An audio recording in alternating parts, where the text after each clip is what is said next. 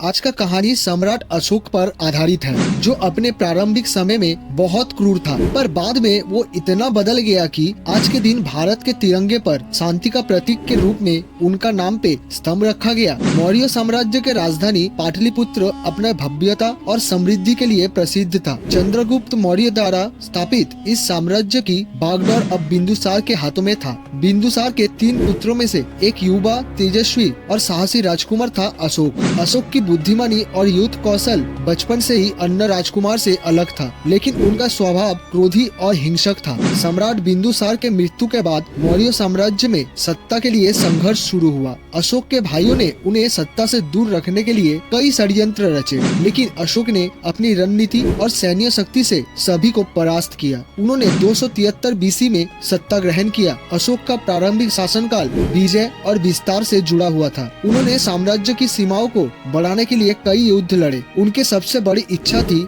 कलिंग पर विजय प्राप्त करना। कलिंग वर्तमान में ओडिशा राज्य है, जो एक समृद्ध और स्वतंत्र राज्य था। कलिंग के लोग अपने स्वतंत्र के लिए दृढ़ता से प्रतिबद्ध था। अशोक ने 261 बीसी में कलिंग पर आक्रमण किया था। ये युद्ध मौर्य इतिहास के सबसे क्रूर और रक्त रंजित युद्ध था। युद्ध के बाद लाखों सैनिक मारा गया था और निर्दोष नागरिक भी मारा गया था। युद्ध भूमि में बिखरे शव और पीड़ितों की चीखें इतना भयंकर था कि अशोक की रूह कांप गई थी। कलिंग के युद्ध ने अशोक के जीवन को पूरी तरह से बदल के रख दिया था। उन्होंने महसूस किया कि युद्ध केवल विनाश लाता है और मानवता को आहत करता है। इस गहन पश्चाताप ने उन्हें शांति और धर्म की ओर प्रेरित किया। इसके बाद उन्होंने बौद्ध धर्म ग्रहण किया और महात्मा बुद्ध की शिक्षाओं को अपने जीवन और शासन का आधार बनाया। इसके बाद उन्होंने शपथ लिया कि वो अहिंसा के मार्ग पर चलेंगे और मानवता की सेवा करेंगे। सम्राट अशोक ने अपने शासनकाल को धर्म का प्रचार के लिए समर्पित कर दिया। उन्होंने बौद्ध धर्म को न केवल भारत में बल्कि पड़ोसी देश में भी प्रचार किया। सम्राट अशोक के अंतिम समय साधारण और शांतिपूर्ण था।